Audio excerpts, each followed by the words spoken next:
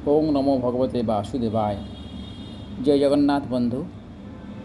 हे मोर प्रिय भगवत श्रोता बंधुगण, प्राचीन चैनल सादर स्वागत जनाऊँ आज सुंदर भागवत चर्चा को।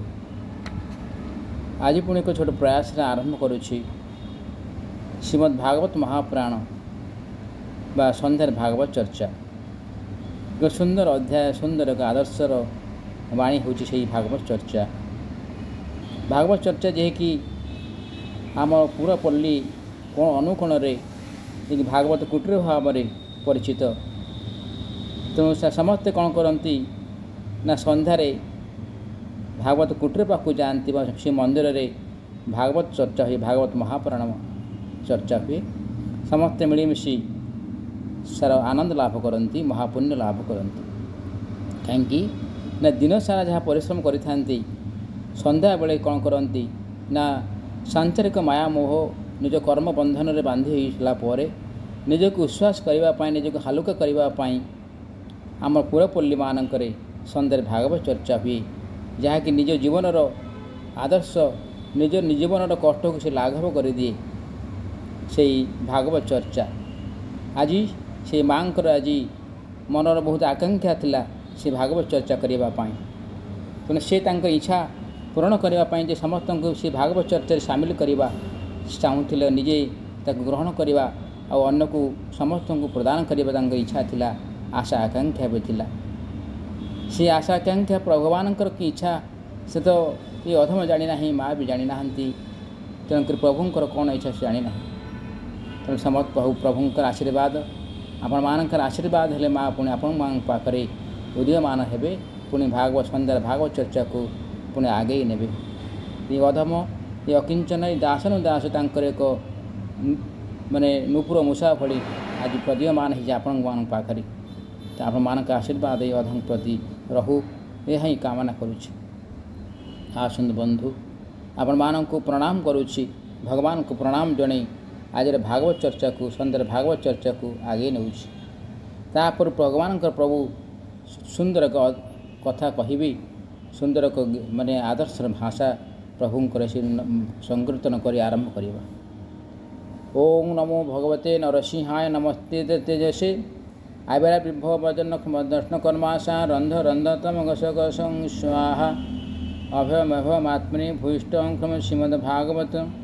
ओं नारायण नमस्कृत्यं नरं चैव नरोत्तमं देवीं सरस्वतीं व्यासं ततो जयमुदीरये। मूकं करोति वाचालं पङ्गुलं खेदगिरिं यत्कृपातमहं वन्दे परमानन्दमाधवं।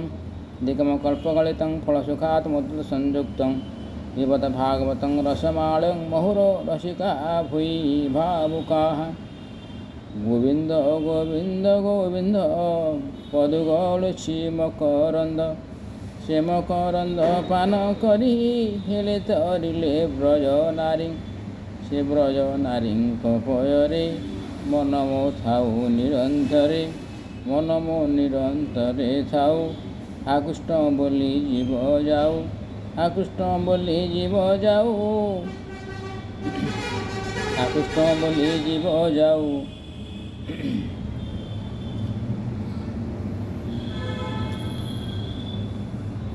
तुष्ट बोली जाऊ जीव मत उधर राधा धव, मत उधर राधा धव, मत उधर राधा धव। हरि बोल हरि बोल। नंदन भगवान श्रीकृष्ण को जय। शुणु पुणी थे आपण मान को प्राचीन चलन सादर स्वागत जनाऊँगी आज सन्ध्यार भागवत चर्चा को। आम पूर्व शुणी जे त्वष्टांक पुत्र थे विश्वरूप। विश्वरूपंकर तीन मस्तक थिला, से मस्तक को से तीन मस्तक तीन गोटे पटे सोमरस पान करुले और अन्न भोजन करुले, पुणी से अन्न सुरापान करुले। ये जो सुरा ये तीन मस्तक तीन प्रकार से खाद्य ग्रहण करुले, सुरापान करुले, मद्यपान करुले, ता सहित सोमरस पान करुले और अन्न भोजन करुले।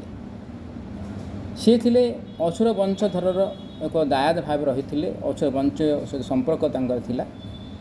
तेणुक पिता त्वष्टा जो यज्ञ करुले, यज्ञ जो हव्यन्न हुए देवता मैंने किसी पाती, ता सहित विश्वरूप कौन करुले ना असुर मान किसी दे दौले।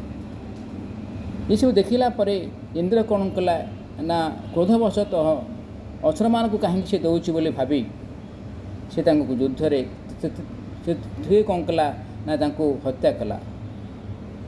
ଯୁଦ୍ଧ କରେ ନାହିଁ, ସେ ଗୁଟ କୌଶଳ ଭାବରେ ତାକୁ ଶିରଚ୍ଛେଦନ କଲା। ଇନ୍ଦ୍ରଙ୍କର ଗୁରୁ ଥିଲେ ବିଶ୍ୱରୂପ, ସେ ଜଣେ ବ୍ରାହ୍ମଣ ଥିଲେ, ପୁଣି ଯଜ୍ଞ କରୁଥିଲେ। ସେ ସମୟରେ ଇନ୍ଦ୍ର ହତ୍ୟା କରିଛି। ତେଣୁ ତାପରେ ବ୍ରହ୍ମଦୋଷ ଲାଗିବା କଥା, ବ୍ରହ୍ମହତ୍ୟା ଦୋଷ, ଗୁରୁଦ୍ରୋହ ସେ ବି ଲାଗିବା କଥା। ତା ସହିତ ନିଷ୍ପାପ ଜଣେ ନିର ଅପରାଧୀଙ୍କୁ ମାରିବା ମଧ୍ୟ ଏକ ଅପରାଧ ହିସାବରେ ମହାପାପ ବି କୁହାଯିବ। ଏସବୁ ଦେଖିଲା ପରେ ପିତା ତ୍ୱଷ୍ଟା କ'ଣ କଲେ ନା ଇନ୍ଦ୍ରଙ୍କର ଶତ୍ରୁ ଯଜ୍ଞ କଲେ। ଇନ୍ଦ୍ରଙ୍କ ଶତ୍ରୁ ଯଜ୍ଞରୁ ବାହାରିଲେ ଏକ ଅସୁର, ତା ନାଁ ଥିଲେ ବୃତାସୁର। ବୃତାସୁର ଅର୍ଥ ପାହାଡ଼ ଭଳିଆ ସେ ଏଭଳି ଦେଖାଯାଆନ୍ତି, ବଢ଼ିଆ ବିରାଟ ପାହାଡ଼ ଭଳି ସେ ହେଇଥାନ୍ତି। ତେଣୁ ସମସ୍ତେ ସାରା ବ୍ୟତତସ୍ତ ହେଇଥିଲେ ସାରା ଜଗତ। ସେ ଦେବତାମାନଙ୍କୁ ଯାଇକି ମାରିବାକୁ ଗଲେ, ଇନ୍ଦ୍ରକୁ ମାରିବାକୁ ଗଲେ। ଇନ୍ଦ୍ରମାନେ ପରାସ୍ତ ହୋଇସାରିଥିଲେ। ସେ ଭଗବାନଙ୍କୁ ପ୍ରାର୍ଥନା କଲେ। ଭଗବାନ ପ୍ରାର୍ଥନା ଶୁଣି ସେ କହିଲେ ଦଧିଚି ଋଷିଙ୍କ ପାଖକୁ ଯାଆନ୍ତୁ। ଦଧିଚି ଋଷି ତାଙ୍କ ଶରୀର ପ୍ରଦାନ କଲେ। ସେ ଶରୀର ଯେଉଁ ଅସ୍ଥି ମିଳିବ, ସେ ଅସ୍ଥିରୁ ବିଶ୍ୱକର୍ମାଙ୍କୁ ପ୍ରଦାନ କରିବେ। ବିଶ୍ୱକର୍ମା ସେ ବଜ୍ର ନିର୍ମାଣ କରିବେ, ତାଦ୍ୱାରା ମୋର ବିଷ୍ଣୁ ଅଂଶ, ବିଷ୍ଣୁ ଶକ୍ତି ସେଠି ପହଞ୍ଚିବ। ତାଦ୍ୱାରା ତୁମେ ବୃତାସୁରକୁ ମାରିପାରିବ। ଇନ୍ଦ୍ରକୁ ଏହା କହିଲେ। ତେଣୁ ଇନ୍ଦ୍ର ସେୟା କଲେ। କରିସାରିଲା ପରେ ସେ ବୃତାସୁରଙ୍କ ସହିତ ସମକକ୍ଷ ହେଉଛନ୍ତି ଯୁଦ୍ଧ କରିବା ପାଇଁ। ବୃତାସୁର କ'ଣ କହୁଛନ୍ତି ଆମେ ତ ଶୁଣିଥିଲେ ଯେ ସେ କହିଛନ୍ତି ତୋ ଭଳି ଏପରି ଅପରାଧୀ, ଜଣେ ଗୁରୁଦ୍ରୋହୀ, ଜଣେ ବ୍ରହ୍ମହତ୍ୟାକାରୀ, ବ୍ରହ୍ମଦ୍ରୋହୀ, ତା ସହିତ ନିଷ୍ପାପ ଅପରାଧୀକୁ ମାରିବା ଏକ ଅପରାଧୀ ମୋ ଆଗରେ ଛିଡ଼ା ହେଇଛି। ଏସବୁ ବିଚାର କରିସାରିଲା ପରେ ସେ କହିଛନ୍ତି ହଉ ତୁ ଯାହା ତ କରିଛୁ, ମୁଁ ତୋତେ ଏହା କହୁଛି ଯେ ତୋ ପାଖରେ ବଜ୍ର ଯେଉଁ ଅଛି, ସେ ବଜ୍ର ଦ୍ୱାରା ମୁଁ ମରିବି। ତୁ ବଜ୍ର ମୋତେ ଚଞ୍ଚଳ ଛାଡ଼େ ବୋଲି ସେ କହୁଛି। ବୃତାସୁର ତ ପୂର୍ବଜନ୍ମରେ ଥିଲେ ଜଣେ ଭଗବତ ବିଶ୍ୱାସୀ, ଭଗବାନଙ୍କର ଭକ୍ତ ଥିଲେ। ଭକ୍ତମାନଙ୍କର ସେ ସେବା କରୁଥିଲେ, ଭଗବାନଙ୍କର ଭକ୍ତମାନଙ୍କ ସେବା କରୁଥିଲେ। ତେଣୁ ସେ କହିଛନ୍ତି ଭଗବାନଙ୍କୁ, ହେ ପ୍ରଭୁ, ସଚରାଚର ଜୀବଜଗତରେ ଥିଲା ପର୍ଯ୍ୟନ୍ତ ଆପଣ ମୋତେ ମୋକ୍ଷ କିଛି ଆବଶ୍ୟକତା ନାହିଁ, ମୋତେ କିଛି ମୁକ୍ତିର କିଛି ଆବଶ୍ୟକତା ନାହିଁ। ମୁଁ ଯେଉଁ ଜନ୍ମ ଗ୍ରହଣ କରିବି, ଜନ୍ମ ପରେ ଜନ୍ମ ଗ୍ରହଣ କରିବି, ଜନ୍ମ ଲାଭ କରିବି, ସେ ଜନ୍ମରେ ସଦାବେଳେ ଭଗବତ ଚିନ୍ତନ ସହିତ ଭକ୍ତମାନଙ୍କ ସହିତ ମୋତେ ସଙ୍ଗ ଲାଭ ଦିଅନ୍ତୁ, ତାଦ୍ୱାରା ମୁଁ ଆନନ୍ଦ ଲାଭ କରିବି। ତେଣୁ ଭଗବାନ ତଥାସ୍ତ କହିଥିଲେ ଯେ ଜୀବନରେ ଯେତେ ଥର ଜନ୍ମ ଲାଭ କରିବ, ସେତେବେଳେ ଯେ ଭଗବତ ଭକ୍ତ ସହିତ ଭଗବତ ଚିନ୍ତନ କରୁଥିବା ବ୍ୟକ୍ତି ସହିତ ହିଁ ସେ ସଂସ୍ପର୍ଶରେ ଆସିବେ। ତେଣୁ ଭଗବାନଙ୍କର ଆନନ୍ଦ ଲାଭ କରିବେ, ମହା ଆନନ୍ଦ ଲାଭ କରିବେ। ତେଣୁ ଏସବୁ କହିଛନ୍ତି ବୃତାସୁର ଭଗବାନଙ୍କୁ। ତେଣୁକରି ଇନ୍ଦ୍ରଙ୍କୁ କହୁଛନ୍ତି ତୋ ପାଖରେ ଯେ ବଜ୍ର ଅଛି, ସେ ବଜ୍ର ତ ମରେ, ସେଟା ଚିହ୍ନି ମୁଁ ମାରିପାରିବ, ମୋତେ ଅନ୍ୟ କିଏ ମାରିପାରିବ ନାହିଁ। ଏ କଥା ଆମେମାନେ ଶୁଣିଥିଲେ। ଆମେ ସଂକ୍ଷେପ ଭାବରେ ଆପଣମାନେ କହିଲି। ଆସନ୍ତୁ ଆଜି ଶୁଣିବା ନୂତନ ଅଧ୍ୟାୟ ଶ୍ରୀମଦ୍ ଭାଗବତ ମହାପୁରାଣ ଷଷ୍ଠ ସ୍କନ୍ଧ ଦ୍ୱାଦଶ ଅଧ୍ୟାୟ ବୃତାସୁରର ବଧ। ଶ୍ରୀ ଶୁକଦେବ କହିଲେ, ହେ ପରୀକ୍ଷିତ, ବୃତ ରଣଭୂମିରେ ଶରତ୍ୟାଗ କରିବାକୁ ଚାହୁଁଥିଲା, କାରଣ ଇନ୍ଦ୍ର ଉପରେ ବିଜୟ ପ୍ରାପ୍ତ କରି ସ୍ୱର୍ଗପ୍ରାପ୍ତ ଅପେକ୍ଷା ମୃତ୍ୟୁବରଣ କରି ଭଗବତ ପ୍ରାପ୍ତ ହେବାକୁ ସେ ଶ୍ରେଷ୍ଠ ମନେ କରୁଥିଲା। ତେଣୁ ପ୍ରଳୟ ଜଳରେ ବିଷ୍ଣୁଙ୍କୁ ଆଘାତ ଦେବା ପାଇଁ କୈଟଭାସୁର ଧାଇଁଲା ଭଳି ସେ ତ୍ରିଶୂଳ ଉଠାଇ ଇନ୍ଦ୍ରଙ୍କ ଆଡ଼କୁ ଧାଇଁଲା। ସେ ବୀର ପ୍ରଳୟକାଳୀନ କଠୋର ଜିହ ଅଗ୍ନି ସମାନତାର ତୀକ୍ଷ୍ଣ ତ୍ରିଶୂଳକୁ ବୁଲାଇ ଖୁବ୍ ଜୋରରେ ଇନ୍ଦ୍ର ଉପରକୁ ଚଳାଇ ସିଂହନାଦ କରି କହିଲା, ପାପୀ ଇନ୍ଦ୍ର, ଏବେ ତୁ ଆଉ ବଞ୍ଚିବୁ ନାହିଁ। ତାର ଭୟଙ୍କର ତ୍ରିଶୂଳ ଗ୍ରହ ଉଲ୍ଲାସମାନ ଶୂନ୍ୟରେ ଘୁରି ଘୁରି ଆସୁଥିବା ଦେଖି ଇନ୍ଦ୍ରଦେବ ଅଧୀର ନ ହୋଇ ସେ ତ୍ରିଶୂଳ ସହ ବାସୁକୀ ନାଗ ଭଳି ବୃଷାସୁରର ବିଶାଳ ଭୁଜକୁ ବଜ୍ରରେ କାଟି ପକାଇଲେ। ଗୋଟିଏ ବାହୁ କଟିଯିବାରୁ ମୃତକୁ ଭାରି କ୍ରୋଧ ହେଲା। ସେ ବଜ୍ରଧାରୀ ଇନ୍ଦ୍ରଙ୍କ ପାଖକୁ ଯାଇ ହସ୍ତି ସହ ତାଙ୍କ ଉପରେ ପରିଗ ଦ୍ୱାରା ପ୍ରହାର କରିବାରୁ ତାଙ୍କ ହସ୍ତରୁ ବଜ୍ର ଖସି ଭୂମିରେ ପଡ଼ିଲା। ମୃତର ଏପରି ଅଦ୍ଭୁତ କର୍ମ ଦେଖି ଦେବତା ଅସୁର ଚାରଣ ସିଦ୍ଧ ଗଣାଦି ତାଙ୍କୁ ପ୍ରଶଂସା କଲେ। ଆଉ ଇନ୍ଦ୍ରଙ୍କର ସଙ୍କଟକୁ ଲକ୍ଷ୍ୟ କରି ହାୟ ହାୟ କଲେ, ହାୟ ହାୟ ହେଲେ। ସେ ବଜ୍ର ତାଙ୍କ ହାତରୁ ଖସି ଶତ୍ରୁ ବୃତ ନିକଟରେ ଯାଇ ପଡ଼ିଲା। ଏଣୁ ଇନ୍ଦ୍ର ଲଜ୍ଜିତ ହୋଇ ତାଙ୍କୁ ଉଠାଇଲେ ନାହିଁ।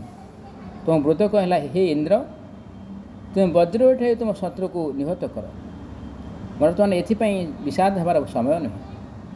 ସର୍ବଜ୍ଞ ସନାତନ ଆଦିପୁରୁଷ ଯେ କି ଜଗତର ଉତ୍ପତ୍ତି ସ୍ଥିତି ଓ ପ୍ରଳୟ କରିବାରେ ସମର୍ଥ, ସେହି ଜୟ ପରାଜୟର କାରଣ ଅଟନ୍ତି।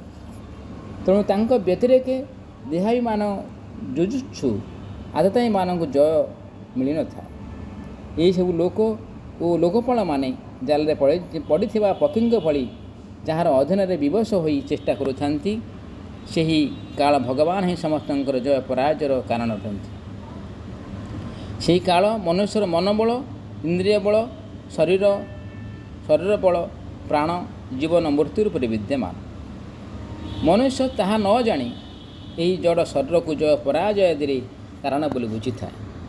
ଆହେ ଇନ୍ଦ୍ର, କାଠ ପୁତଳି ଓ ଯନ୍ତ୍ର ହରିଣ ନଚାଇବା ଭାଲର ଅଧୀନରେ ଥିବା ଭଳି ସମସ୍ତ ପ୍ରାଣୀ ଭଗବାନଙ୍କ ଅଧୀନ ବୋଲି ଜାଣ।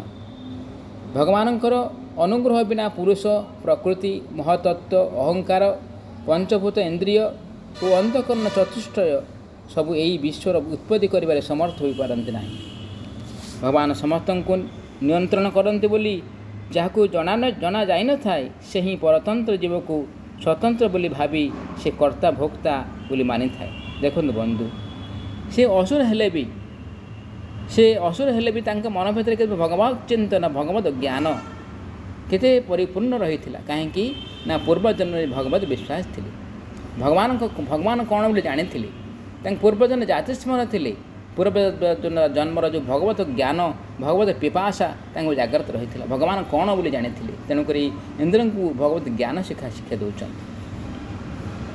ପ୍ରକୃତିରେ ଭଗବାନ ହିଁ ପ୍ରାଣୀମାନଙ୍କ ଦ୍ୱାରା ପ୍ରାଣୀଙ୍କର ରଚନା କରି ପୁଣି ତାଙ୍କର ଦ୍ୱାରା ତାଙ୍କର ସଂହାର କରିଥାନ୍ତି।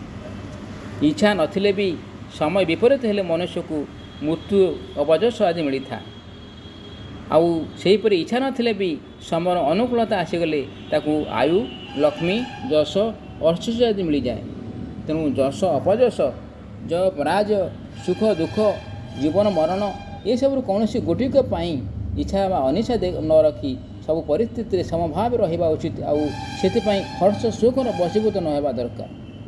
ସତ୍ୟ, ରଜ, ତମ ତିନି ଗୁଣ ପ୍ରକୃତିର ଆତ୍ମାର ନୁହେଁ। ଏଣୁ ଯେ ଆତ୍ମାକୁ ସେ ସବୁର ସାକ୍ଷୀ ମାତ୍ର ହୋଇ କାରଣ ଜାଣେ, ସେ ସବୁର ଗୁଣ ଦୋଷରେ ଲିପ୍ତ ହୁଏ ନାହିଁ। ଶକ୍ର, ହେ ଇନ୍ଦ୍ର, ମୋତେ ଦେଖ, ତୁମେ ମୋର ଶସ୍ତ୍ର ସହ ହାତ କାଟି ଦେଇ ଏକ ପ୍ରକାର ପରାସ୍ତ କରିଦେଇଛ। ତଥାପି ମୁଁ ତୁମ୍ଭ ପ୍ରାଣ ନେବା ପାଇଁ ଯଥାଶକ୍ତି ଉଦ୍ୟମ କରୁଛି। ଏହି ଯୁଦ୍ଧ ଏକ ଜୁଆ ଖେଳ ସଦୃଶ। ଏଥିରେ ପ୍ରାଣକୁ ବାଜି ଲଗାଯାଇଛି। ବାଣ ସବୁ ଦାନ, ବାହନ ସବୁ ଅସର। ବାଣ ସବୁ ଦାନ ଓ ବାହନ ସବୁ ଅସାର। ଏଥିରେ ପ୍ରଥମରୁ କିଏ ଜିତିବ କିଏ ହାରିବ ଜଣାପଡ଼େ ନାହିଁ। ଶ୍ରୀ ସୁଖଦେବ କହିଲେ, ମୃତର ଏ ପ୍ରକାର ସତ୍ୟ ଓ ନିଷ୍କପଟ ବଚନ ଶୁଣି ଇନ୍ଦ୍ର ତାହାର ଆଦର କଲେ ଓ ନିଜ ବଜ୍ର ଉଠାଇଲେ। ତତ୍ପରେ ଏଥିରେ ବିସ୍ମିତ ନ ହୋଇ ହସି ହସି କହିଲେ। ସୁନ୍ଦର କଥା ଦେଖନ୍ତୁ, କିଭଳି ଅସୁର ହେଲା ପରେ ବି ମନ ଭିତରେ କିଭଳି ଐଶ୍ୱରିକ ଜ୍ଞାନ, ଅଲୌକିକ ବୁଦ୍ଧି, ଐକାନ୍ତିକ ବୁଦ୍ଧି ନିଜ ପାଖରେ କିଭଳି ଜାଗ୍ରତ ରହିଥିଲା। ସେ ଭଗବାନଙ୍କୁ କିଭଳି ଜାଣିଥିଲେ। ଭଗବତ ଚକ୍ର ସମୟ ଅନୁସାରେ ମଣିଷ କିଭଳି ପରିବର୍ତ୍ତନ ହୋଇଥାଏ। ଭଗବାନ କିଭଳି ସମସ୍ତଙ୍କୁ ରଚେଇଥାନ୍ତି। ଭଗବାନ ବିନା ଅନ୍ୟ କୌଣସି କିଛି ହୋଇପାରେ ନାହିଁ ବୋଲି ସେ ନିଜେ ଜାଣିଥିଲେ, ସବୁ ବୁଝେଇଥିଲେ ଇନ୍ଦ୍ରକୁ। ଏଠି କଥା ଶୁଣିଲେ ସୁନ୍ଦର କଥା। ତାପରେ ଦେବରାଜ ଇନ୍ଦ୍ର କ'ଣ କହୁଛନ୍ତି ଆମେ ଆସନ୍ତାକାଲି ସୁନ୍ଦର ସନ୍ଧ୍ୟାରେ ଆମେ ଶୁଣିବା। ଆପଣମାନଙ୍କୁ ନିମନ୍ତ୍ରଣ ରହିଲା। ଆପଣମାନଙ୍କୁ ପ୍ରଣାମ ଜଣାଇ ଏ ଅଧମ ଆଜି ବିରାମ ଦେଉଛି। ଭଗବାନଙ୍କୁ ଆପଣମାନଙ୍କ ପରେ ବିଦାୟ ନେଉଛି। ରହୁଛି ବନ୍ଧୁ, ନମସ୍କାର। ଜୟ ଜଗନ୍ନାଥ, ଜୟ ଜଗନ୍ନାଥ।